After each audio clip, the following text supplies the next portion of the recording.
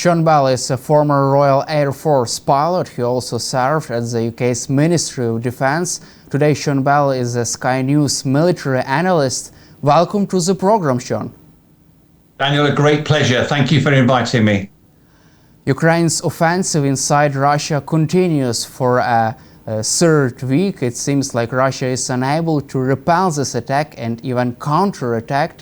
However, President Zelenskyy said that this Kursk offensive did not aim to improve Ukraine's negotiating position. Do you see this statement as a sign that the war on the Russian soil would continue until the very end of this fight? It's an interesting question. First of all, thank you for having me on here. I'm aware that I'm not a Ukrainian. I'm speaking to Ukrainian about the war in Ukraine. So as a former military personnel, I've been involved in operations around the world, and I still keep close links to the intelligence community to find out what's going on. So in answer to your question, I think it's interesting to work out what President Zelenskyy was trying to achieve with the incursion into Russia. They've made very clear that they have no intention of holding ground. So the question is it about a negotiating position, or, as appears more likely, this is to embarrass President Putin, to demonstrate that it's not all going Russia's way, to improve morale, not only of your fighters, but also of fellow Ukrainians.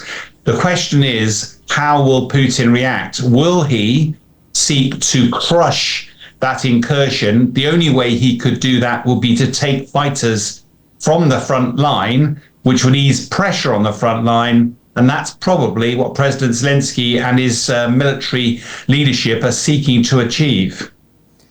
Do you see the statement from President Zelenskyy as this famous one, I need ammunition, not a right?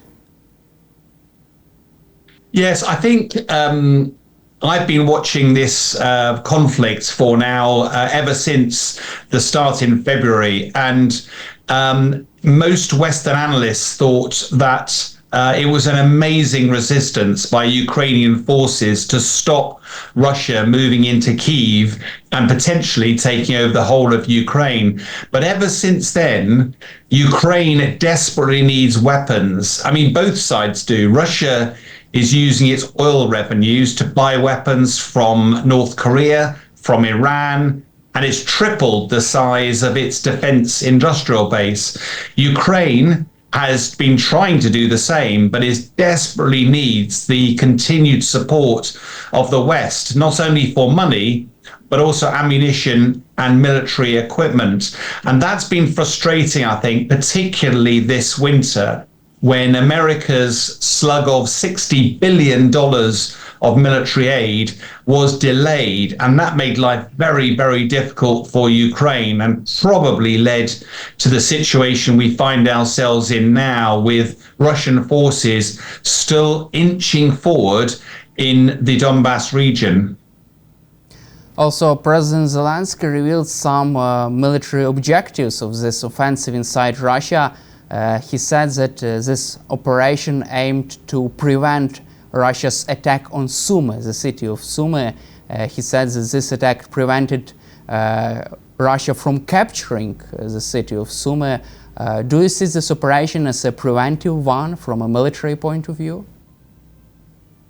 I think, Daniel, as a military man, what Russia is bigger, it has more resources, it is wealthier, it has a bigger army than Ukraine. If Ukraine simply gets involved in what we call an attritional battle, soldiers fighting soldiers, mass on mass, that is a fight Ukraine, it will be very difficult to win. So Ukraine has to find clever ways to fight this battle using technology, innovation, surprise, deception.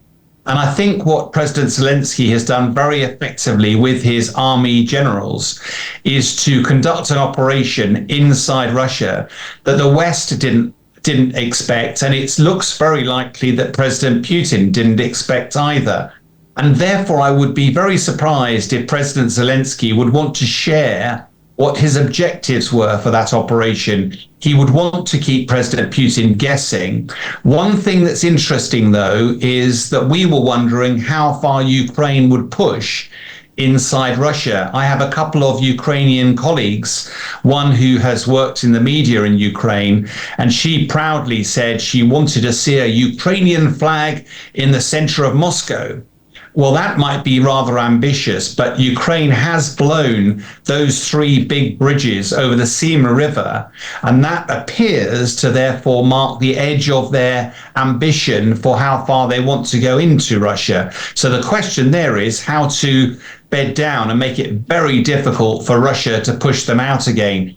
All the time, Ukrainian forces are on Russian territory. It embarrasses President Putin, it humiliates him, and it demonstrates that he is not Mr. Security. And therefore, I suspect President Zelenskyy wants to make life as uncomfortable as possible for President Putin.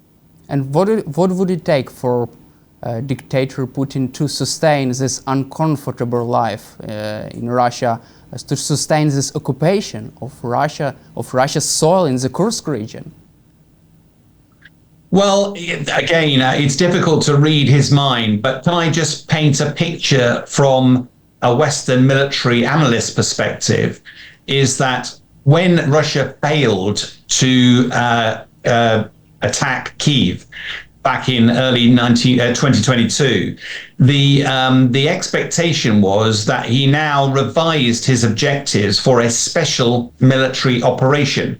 That's what he's called this invasion ever since. And it appears that what he wants is Crimea, the Donbass, and the land bridge in between. Now, at the moment, most of that area has now been occupied by Russia, apart from an area of the Donbass. And that appears to be where President Putin's priority is at the moment. You know better than I that in the winter, it's incredibly difficult to fight in the cold and the wet of a Ukrainian winter. So Putin's forces have between 10 and 12 weeks to push as hard as they can to get as far as they can before this winter. And I suspect what President Putin is gambling is that if American presidential elections introduce President Trump back into the White House, then President Trump might be willing to conduct a negotiation, or at least try to stop the war, and that might be play into President Putin's hands. I think most of us, though, are very concerned if that was true, not only because this is not for an American president to decide the fate of Ukraine, but also if President Putin was rewarded for his brutal invasion of Ukraine, that would have profound implications for all of the free world.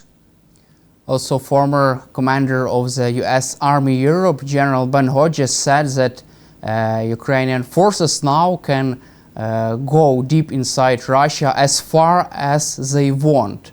What is your take on this statement, and on what terms, on what conditions it could become a reality, in what kind of a scenario? One of the difficulties of going into enemy territory is how you sustain your forces. It's one thing to go in, and if you were doing a computer game, you just keep fighting. But the realities of war are you have a huge logistics chain that needs to support your fighters, whether it's fuel, ammunition, weapons, food, and the like. And the further you go into enemy territory, the longer that logistics tail is, and also the more vulnerable your forces are. Now, we understand that the initial incursion into Russia involved about 1,000 Ukrainian troops, 20 battle tanks, including some Western tanks. But when Ukraine managed to break through relatively easily into Russia, we understand that Ukraine has used potentially 10,000 troops in that incursion. Now, how far does it go? One of what is limited by that logistics trail, but the other is that Ukraine is short of fighting manpower at the moment, and the main priority for Russia is in the Donbass. The more troops that Ukraine puts into Russian territory, the fewer troops are available defending the Donbass, and therefore might make life easier for Russia to achieve his objectives. That still embarrasses President Putin that he has an area of Russia that is invaded or inhabited by Ukrainian forces.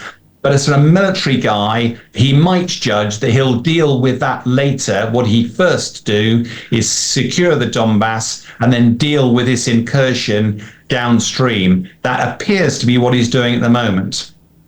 Although Kremlin is trying to downplay this Ukraine's offensive inside the Kursk region, how painful is this offensive into the Kursk region is for Vladimir Putin right now? I think it's very painful. One of the things that he controls is the information that is being fed to the Russian people. He described the war in Ukraine as simply liberating Ukraine. Now, he has a funny way of liberating Ukraine when millions of people have had to leave, hundreds of thousands of people have been injured or died, and whole towns and cities completely flattened. That doesn't look like liberation to me, but that's what he's telling his people. But what's happening is gradually the number of casualties that Russia is suffering, all of those men and women, largely men, have mothers, they have partners, they have sons, and they know when their partners do not come home, or when they have to bury them, or when they have to deal with their injuries. So gradually, more and more of Russia is realizing the price of President Putin's adventures in Ukraine. And the more people who have had been, we understand there's about 150,000 people that have been evacuated from the Kursk region. All of those will be talking. All of those will spread the message about that Ukraine has broken into Russian territory. And that must be very painful for a Russian president who says that he's Mr. Security, and also that he is in power for the first time when Russian territory has been compromised since 1941. That's not a great record for Putin. That will embarrass him and that will hurt him. Russia conducted a full-scale, a major missile and drone attack on Ukraine this morning. Russian troops have been targeting energy infrastructure for another time. This long-time military campaign by the Russian forces.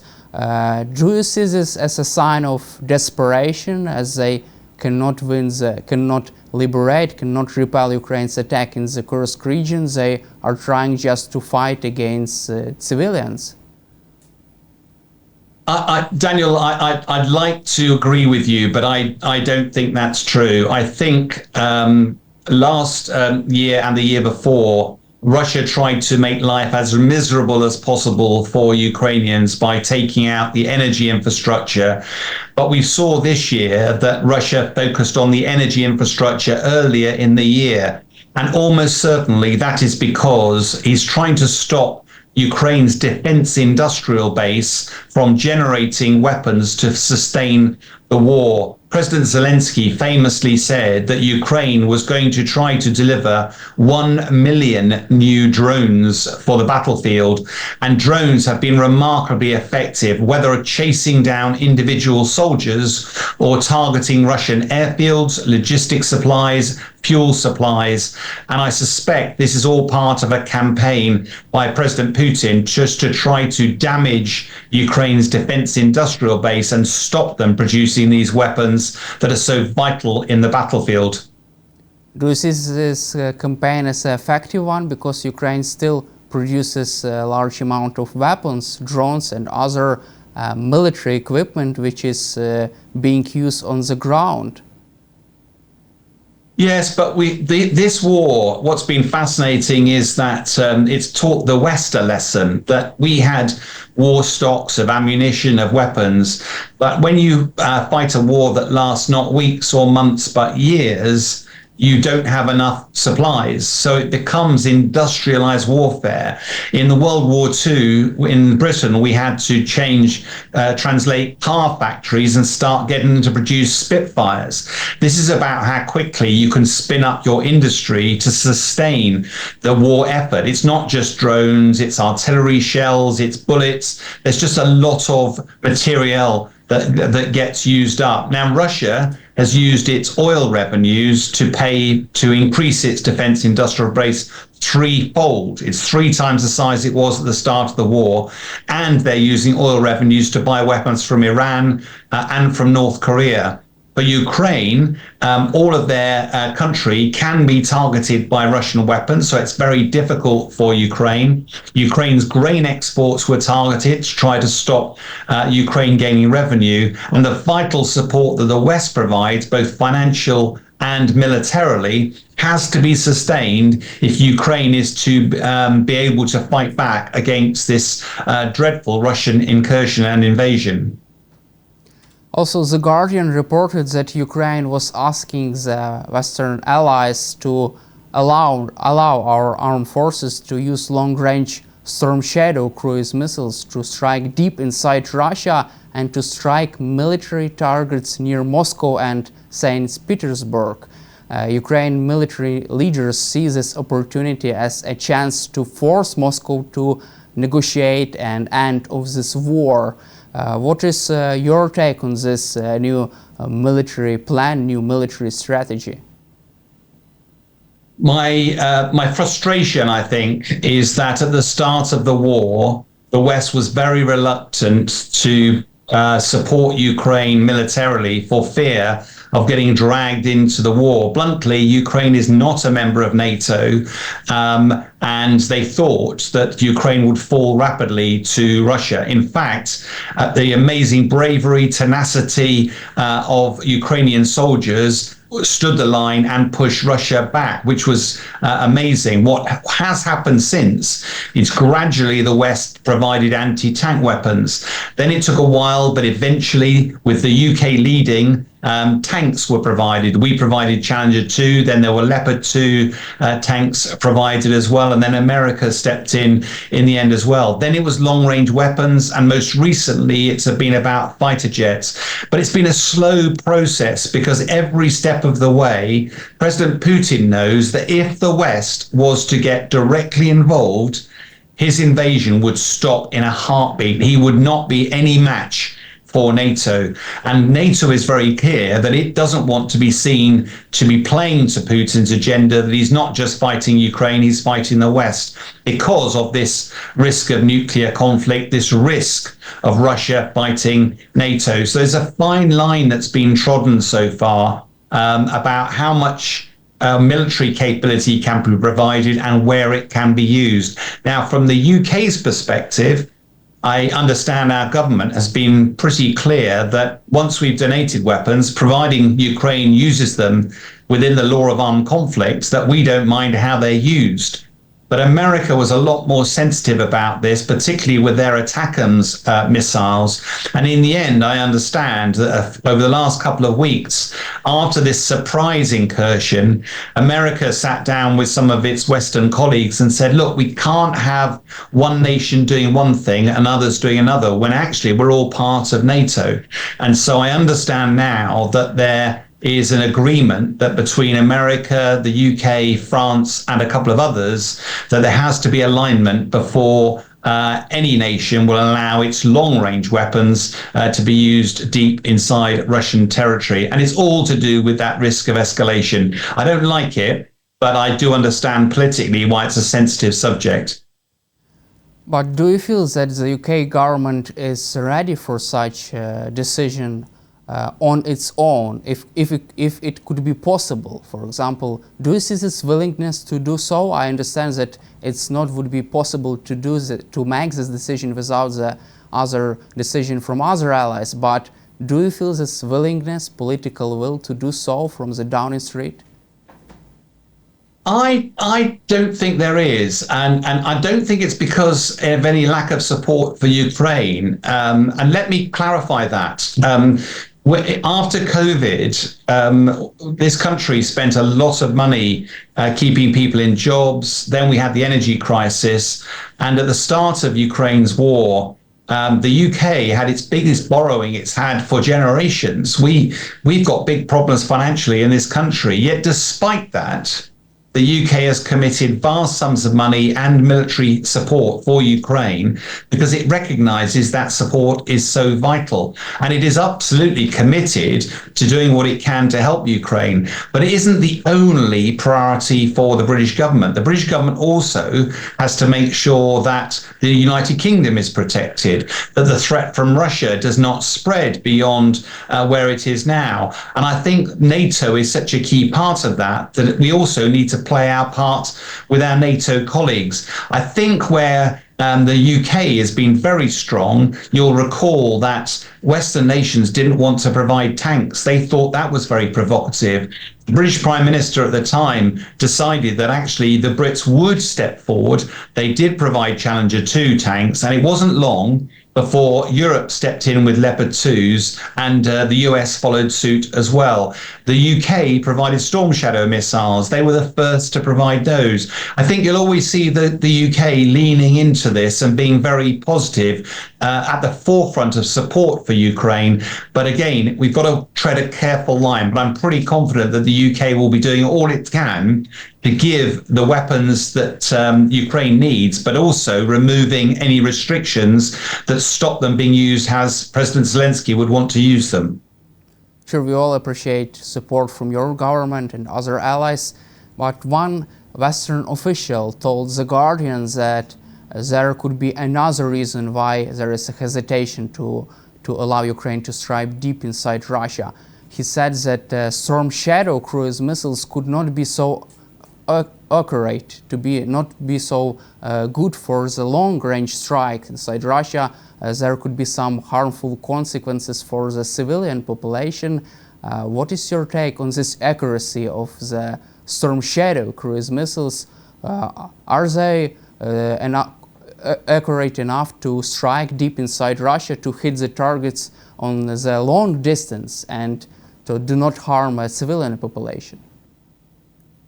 Yes, I know quite a lot about the Storm Shadow missile, and I think the danger is we miss a couple of details here, one of which is Ukraine has been using Storm Shadow missiles, and they have been very, very effective. Your military commanders will know just how accurate those weapons are, and they are incredibly capable.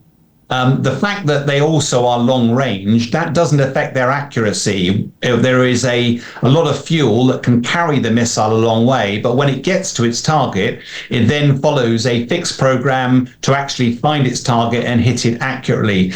The one thing that we have to be a little cautious of is that the Storm Shadow missiles are 30 years old. And Russia has become very effective at jamming the GPS signals and also other means by which you can make it difficult for missiles to get their final trajectory sorted out to actually impact accurately on the target. And if you start striking targets that are deep within Russia, they're often incredibly well protected as well. And you can imagine that if there is GPS jamming around a wide area, then it might stop some missiles from accurately guiding in the final stages of their flights, and therefore in those circumstances they might not hit their target. Modern technology, so in the last 10 years, there's all sorts of ways in which you can avoid jamming, and you can make the effects of enemy jamming far less significant. But the models of Storm Shadow that I understand that Ukraine has probably don't have that modern capability in. But that doesn't mean they aren't accurate. It doesn't mean they haven't got long range. It just means that the spectrum of Russian defensive capability might, and I stress might, be able to disrupt that final tracking of the weapon to its target. Also, Ukrainian President Volodymyr Zelenskyy said that Russia has deployed anti-aircraft systems also only to Moscow, St. Petersburg, and to private residences of Vladimir Putin. Does it mean that their military targets could be vulnerable to long-range strikes by Storm Shadow cruise missiles? Yeah, I think we've got to be careful. Storm Shadow, my understanding is it's got a range of under 200 miles. Russia is a very big country, so we've got to be careful that Storm Shadow can't hit any target anywhere in Russia. Secondly, I think Russia is such a big country that the more air defense weapons that are used to protect one man, President Putin, then the fewer of those systems that are available to protect strategic targets around Russia. I think one of the things that's been most interesting about the use of long-range weapons is that before they were used, Russia largely, most Russians just got on with their day-to-day lives, believe what they read in the media, but the war was happening in Ukraine. What the long-range missiles have done, and Ukraine's very effective use of drones, is they've taken the fight to Russian territory. They've taken the fight to Moscow. It may not have done much damage. That's not the point. It means that Muscovites know that they're in a battle. And also, Ukraine has been very effective at using long-range missiles and drones to target Russia's oil infrastructure. Oil and gas is how Russia earns its revenue, and that's what funds its war machine. President Zelenskyy has been very effective at targeting that oil. And my understanding is the facilities at Rostov were hit about a week ago, and they were still burning a couple of days ago. It's a very effective strategy that Ukraine has been fighting it very, very effectively. Would it be possible for Ukraine to win this war without the West's decision to allow Ukraine to strike even more deep inside Russia with long-range cruise missiles, Storm Shadow, or even JASSM missiles for F-16 jets? Well, Daniel, here I would ask you what you mean by winning.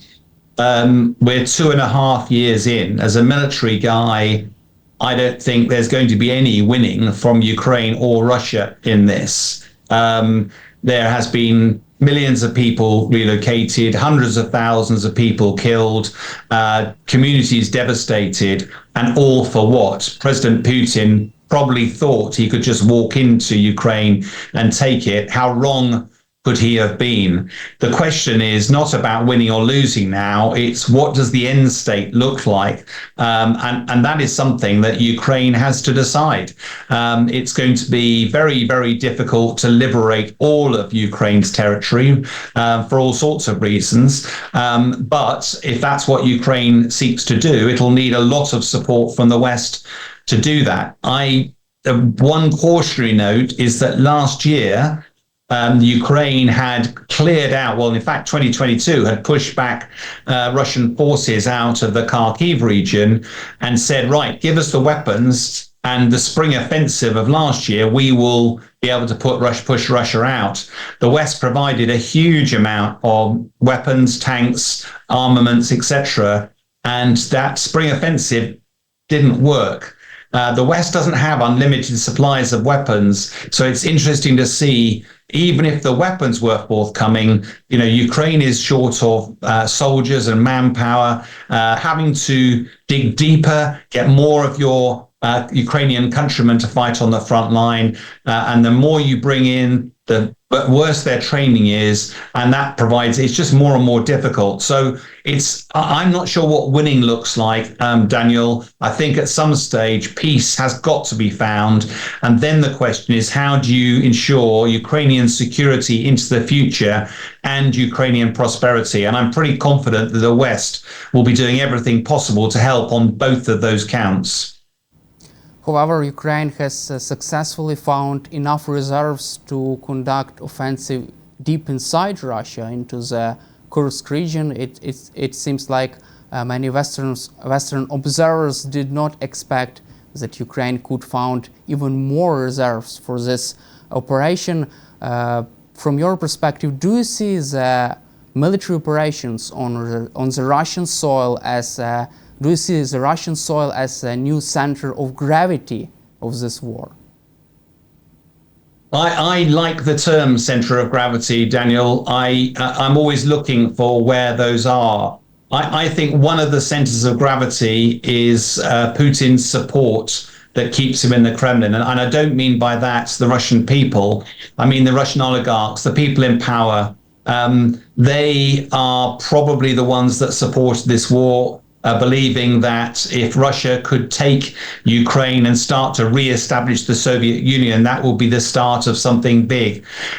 Quite the contrary has happened. President Putin said he wanted to stop the expansion of NATO. NATO has expanded. He wants to make Russia great again. Russia has been shown to be a very, very shallow shadow of its former self. And President Putin himself has now been indicted by the International Criminal Court, and the oligarchs have had sanctions imposed on them. They can't travel in the West. They can't holiday in the West. They can't enjoy themselves in the West. I think one of the centers of gravity is if those oligarchs and the power base decide they've had enough, then history shows that Russia can very quickly have a shock adjustment and a new leadership put in place. The other center of gravity, interestingly, I suspect, is Crimea. Crimea is a bit of the jewel in the crown for President Putin for all sorts of historical reasons, and of course the deep water port of Sevastopol. Now, I'm not suggesting that Ukraine would be able to seize that, but if they were to threaten Crimea, they would need to find a way of addressing Russia's Black Sea Fleet. They've done that quite effectively. They'd also be able to have to be able to show that they could cut off the Kursk Bridge. They've done that in the past. They'd also have to demonstrate that they could take out the air defense systems and their headquarters on Crimea. They've done that. And I think that's another interesting center of gravity, because if you put that under threat, President Putin might have to think twice about the war, because if he lost Crimea but gained the Donbass, that would undoubtedly be a loss for President Putin. Also, the Ministry of Foreign Affairs of Ukraine said that Belarus was building up massive troops and reserves near the border with Ukraine. What are the chances of any kind of offensive operation from Belarus? Do you see this Lukashenko's regime to act against Ukraine right now? Well, to be honest, I suspect that's a question that you're better able to answer than I am. I think we see Lukashenko as the last European dictator, that he is in power, but he's tolerated rather than supported by the people. Early on in this war, President Putin was operating Russian forces in Belarus, and there were suggestions that they might come across the border bringing Belarus's military with them. But my understanding is that the Belarusian military said, this is not our fight, we are not going to get involved. And the worry would be that if they were pushed, that they might actually unseat Lukashenko himself. So I suspect Lukashenko is desperately trying to be supportive of President Putin, but it looks very unlikely that their forces would actually cross the border, because that would be probably mark the end of President Lukashenko. And my last question for you, what do you expect from the situation on the ground, especially in the Kursk region? What do you expect from this offensive in the next couple of weeks ahead? What is your take on that? What is your expectations about this? Well, unfortunately, because we don't know what President Zelenskyy and his military commanders were actually seeking to achieve by this, they've been very clear that they don't want to hold the Russian territory. And having blown those 3 bridges over the Seine River, if they had intended to push further, you probably want those bridges in place. So it looks likely they're making life very difficult for Russia to push them out. But bluntly, it looks one of the options for President Putin, as we've discussed, is that he literally just ignores that for now, puts a ring around it, stops them going any further, and focus Russia's military effort on seizing the part of the Donbass that it doesn't have, and then approaching the negotiating table and dealing with that incursion at some stage downstream. I suspect from a military perspective, that incursion might appear a bit risky. From a political perspective, it could prove to be a masterstroke by President Zelenskyy. But it's too early at the moment to judge that. That will be something I'm sure that military historians will write books over once this conflict is over. Thank you, Sean, for your time and for your support for Ukraine, for your insightful comments, and glory to Ukraine. Glory to Ukraine.